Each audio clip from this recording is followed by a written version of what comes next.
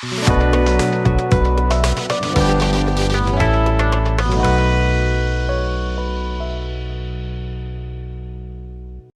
tuh pengen banget foto anak-anak dengan tema vintage. Jadi ala-ala di era film Sound of Music, tahu kan ya? Jadi kebayangnya mereka memakai baju-baju zaman dulu, tontonnya seperti apa, terus setnya seperti apa. Nah, itu yang pengen aku garap. Nah, di video sekarang saya mau mencoba sharing pengalaman aja nih buat kalian tahu bagaimana caranya saya menghasilkan foto-foto konseptual anak dengan tema vintage. Pertama tentunya saya harus berbagi dulu dengan klien atau misalkan saya kerja untuk buku tahunan. Jadi temanya sudah disepakati, kita tinggal mengkerucut apa aja sih yang dibutuhin, ya kan? Biasanya nih kalau mentok kayak mana sih gitu. Cari referensi, misalkan kalau aku dari Pinterest misalnya, ya udah terus di-share ke mereka. Jadi mereka kebayang secara visual. Oh, oke, seperti ini maksudnya. Oke, seperti ini baju-bajunya, propertinya. Nah, dari situ jadi kita bisa teamwork ke depannya enak. Ketika sudah disepakati nih semuanya nih, biasanya yang udah semua keputusan balik lagi ke saya sebagai fotografernya. Kita mau nyewa tempat, nyewa restoran, itu tuh pasti sudah dikomersilin deh gitu ya. Jadi kalau saya pribadi, saya mungkin akan lebih memilih tempat-tempat yang terbuka atau umum. Saya pengen kayak Sound of Music gitu ya. Jadi masih banyak ladang rerumputan dengan background yang pohon-pohon yang rimbun. Setelah survei, tentunya kita pasti izin, jangan lupa izin, karena daripada nanti kita direpotin ketika motret, ketika foto tidak ada kendala-kendala kayak gitu lagi. Kita mau ngambil wardrobe dengan fashion di era tahun berapa. Sebenarnya nggak perlu harus mahal, jadi bisa aja kayak kain belacu. Kita lihat nih, oh zaman-zaman tahun segitu tuh identik dengan memakai topi khas yang agak besar dengan seperti ala-ala pedesaan vintage, apron. Nah, itu tuh sebenarnya bisa banget kita akal-akalin dengan kain belacu, misalkan di Wantek kalau mau murah meriah, atau dengan kain-kain yang sifatnya rustic tapi tidak tetap jenik gitu loh. Properti sudah pasti. Kalau kamu tahu mau rongsok atau tempat-tempat yang jual barang-barang bekas, itu sangat-sangat harus dikunjungi. Karena apa? Karena biasanya kita nemuin barang-barang antik yang bisa kita jadiin properti. Entah koper tua, buku tua, kadang-kadang malah ketemu panci rustic yang sebenarnya udah dibuang gitu kan. Panci-panci yang udah karatan, bahkan mungkin telepon zaman dulu misalkan. Pokoknya barang-barang antik yang bisa kita temukan di mall-mall rongsok atau di toko barang-barang bekas. Nah, ya, jadi buat teman-teman yang punya barang-barang bekas, kalau bisa sih jangan dibuang. Simpan, suatu saat kepake. Kalau nggak mau disimpan, mendingan kasih saya.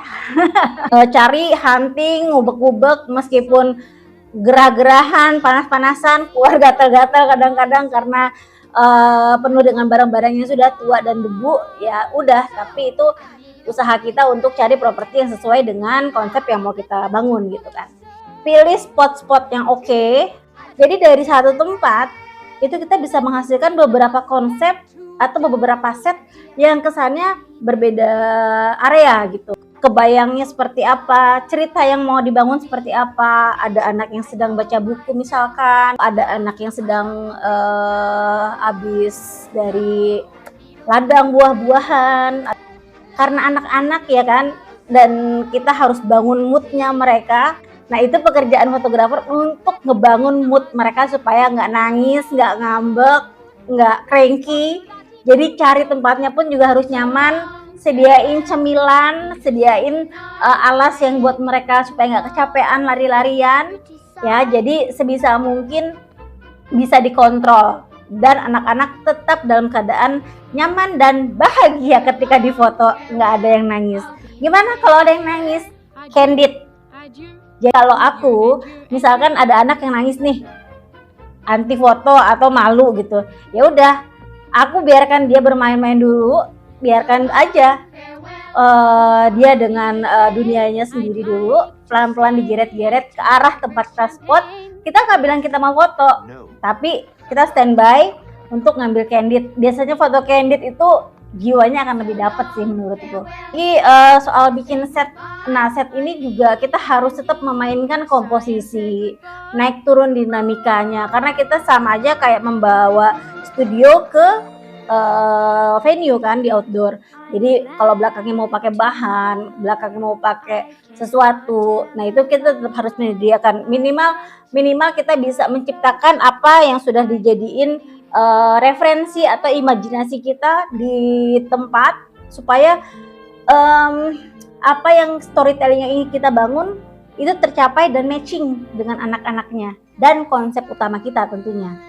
Nah, soal lighting gimana kalau di luar? Kalau aku pribadi karena sukanya pakai strobe dan enaknya juga pakai strobe, kita bisa fleksibel dibawa kemana-mana, ya udah saya pakai strobe cukup 1 atau 2 hanya untuk dapetin fill in lighting highlight di belakang atau untuk di depan supaya cahayanya lebih dapet. Pakai lensa, biasanya aku pakai lensa 80-200 atau pakai lensa 70-300 biar agak tele, terus supaya juga belakangnya bokehnya bagus gitu. Nah itu yang mungkin akan menolong kalau kita foto di outdoor, carilah background di mana belakangnya itu banyak daun-daunan. Nah itu biasanya bokehnya akan menghasilkan bokeh yang bagus. Jadi jangan lupa kalau belakangnya itu pohon-pohon atau ranting-ranting yang kecil-kecil gitu, nah itu cantik banget kalau buat dijadiin bokeh.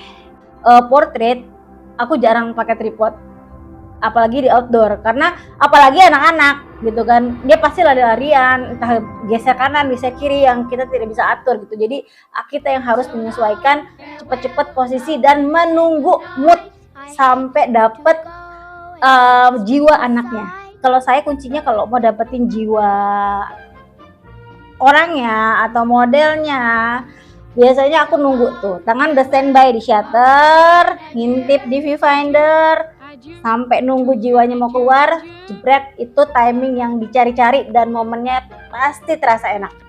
Dan hasilnya pun juga akhirnya moodnya di foto anak itu kelihatan keluarnya gitu. Nah nggak usah anak ya, semua model, intinya yang berhubungan dengan makhluk hidup lah ya. Jadi mungkin itu momen yang mungkin bisa kita cari dan kita tunggu, jadi harus bersabar. Tinggal editing tone. Nah editing tone ini balik lagi kita konsepnya mau seperti apa. Jadi kalau konsepnya mau rustic atau mau vintage, ya lagi-lagi tergantung fotografernya atau editornya. Explore apa tone yang bagaimana yang cocok gitu kan.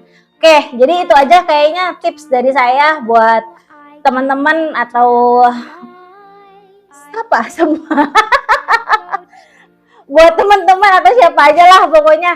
Oke, jadi segitu aja sharing pengalaman dari aku tentang pengalamanku foto anak-anak dengan tema vintage. Jadi jangan lupa subscribe, like, follow, loncengnya bunyiin supaya aku makin rajin lagi bikin konten. Oke, kalau gitu, assalamualaikum warahmatullahi wabarakatuh. Sampai ketemu di video berikutnya.